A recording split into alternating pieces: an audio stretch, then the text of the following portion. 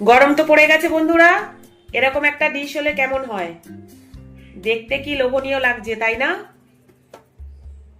তাহলে চলো ঝটপট এই রেসিপিটা দেখে ফেলি। হ্যালো বন্ধুরা, কেমন আছো সবাই? আশা করি সবাই ভালো আছো। বন্ধুরা, আজ তোমাদের কাছে দারুণ একটা রেসিপি নিয়ে চলে এসেছি।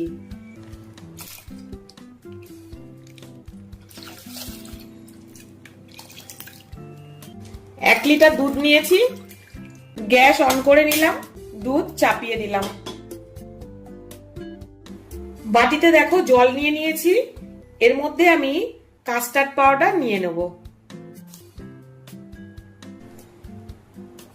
খুব ভালো করে এটা আমি গুলে নেব।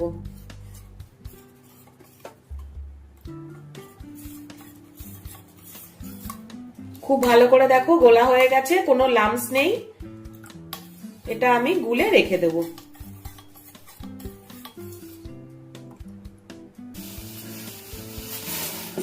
দুধ ফুটে উঠেছে, দুধ আমি খুব ভালো করে ফুটিয়ে নেব। খুব ভালো করে দেখো দুধটা ফুটিয়ে নিয়েছি। এবারে আমি যে কাস্টার্ড পাউডারটা গুলে রেখেছিলাম সেটা দিয়ে দেব। কাস্টার্ড পাউডারটা দিয়ে সাথে সাথে কিন্তু নাড়াতে হবে, না হলে কিন্তু এটা জমে যাবে। আমি এখানে ভ্যানিলা এসেন্সের কাস্টার্ড নিয়েছি, তোমরা চাইলে অন্য ফ্লেভারেরও নিতে পারো। এবারে আমি এর মধ্যে সামান্য চিনি দিয়ে দিচ্ছি, খুব বেশি দেব না, 4 চামচ মতো দিয়ে দিলাম।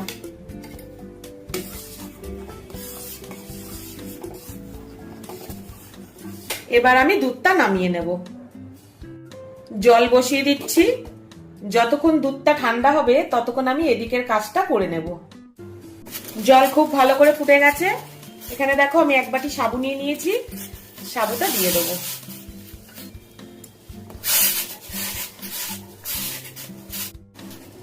দশ থেকে 15 মিনিট সাবুটা আমি সেদ্ধ করে নেব।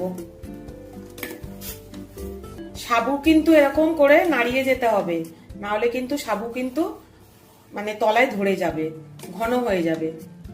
আর সাবুটা সেদ্ধ হয়েছে কি করে বুঝবে বলো তো? এই যে দেখো এখন অব্দি কেরকম সাদা সাদা হয়ে রয়েছে, এরকম সাদা সাদা হয়ে থাকলে কিন্তু হবে না। যখন একদম ক্রিস্টাল ক্লিয়ার মতন হয়ে যাবে সাবুটা, তখন জানবে সাবুটা সেদ্ধ হয়ে গেছে। এখনো কিন্তু বাকি আছে, দেখো এ দেখো সাদা সাদা হয়ে আছে। প্রায় অনেকক্ষণ ধরেই আমি সাবুটা সেদ্ধ করছি, 15 মিনিট মতন তো হতেই যাচ্ছে। দেখো সাবুটা কিন্তু হয়ে এসছে, এই যে দেখো কতটা ক্রিস্টাল ক্লিয়ার হয়ে গেছে, দেখো এই যে দেখো। এই সময় আমি সাবুটা নামিয়ে নেব। সাবু কিন্তু খুব ভালো করে ঠান্ডা জলে ধুয়ে নিতে হবে বন্ধুরা। একটা ছাঁকনির মধ্যে সাবুটাকে ঢেলে খুব ভালো করে ধুয়ে জল ঝরিয়ে নেব। সাবু সেদ্ধ করে এরকম জালের সাহায্যে ছেঁকে আর খুব ভালো করে ঠান্ডা জল দিয়ে ধুয়ে নেবে। দেখেছো প্রত্যেকটা সাবু দেখো আলাদা আলাদা, একটার সাথে একটা কিন্তু গায়ে মেখে যায়নি, গলে যায়নি। দেখো দুধটা দেখো খুব ভালো করে ঠান্ডা হয়ে গেছে, সেদ্ধ করে রাখা সাবুটা দিয়ে দিচ্ছি।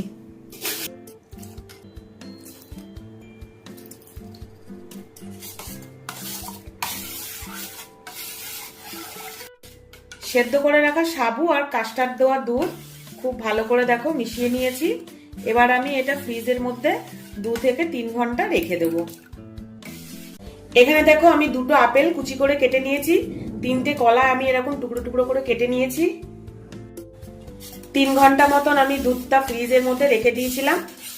দেখো কি সুন্দর হয়েছে সাবুগুলো, ফুলে ফুলে আরো। এই দেখো পুরো ক্রিস্টাল ক্লিয়ার, দেখো তো সাবু পুরো ক্রিস্টাল ক্লিয়ার। এবার আমি কেটে রাখা কলা দিয়ে দেব, আপেলগুলো দিয়ে দেব।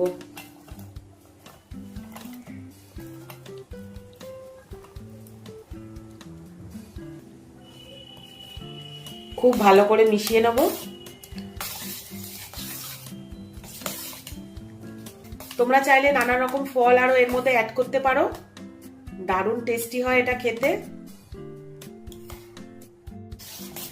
দুটো দেখো গ্লাস নিয়ে নিয়েছি, এর মধ্যে আমি একটু বেদানা দিয়ে দিলাম। এবার আমি গ্লাসের মধ্যে সার্ভ করব এই গরমের জন্য দারুণ টেস্টি এই রেসিপি। তোমরা এটা বাড়িতে অবশ্যই ট্রাই করবে।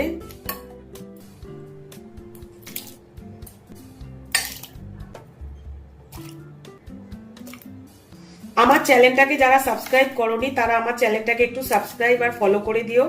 বেল বাটনটা অবশ্যই প্রেস করে দেবে যাতে যে কোনো ভিডিও নোটিফিকেশন তোমাদের কাছে আগে পৌঁছে যায়। এর উপরে আবার একটু বেদানা ছড়িয়ে দেবো।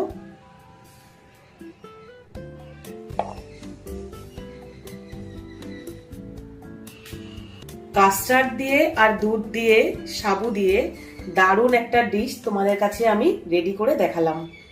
গরম তো পড়েই গেছে, অবশ্যই বাড়িতে এটা ট্রাই করো বন্ধুরা। খেতে একদম অসাধারণ, যতক্ষণ না বানিয়ে খাবে এর টেস্ট বুঝতে পারবে না। কি দারুণ হয়েছে দেখো। এরকম ঠান্ডা ঠান্ডা পরিবেশন করবে, একদম জমে যাবে। নতুন কোনো ভিডিওতে আবার তোমাদের সাথে দেখা হচ্ছে বন্ধুরা। ততক্ষণ সবাই ভালো থেকো। টাটা বন্ধুরা।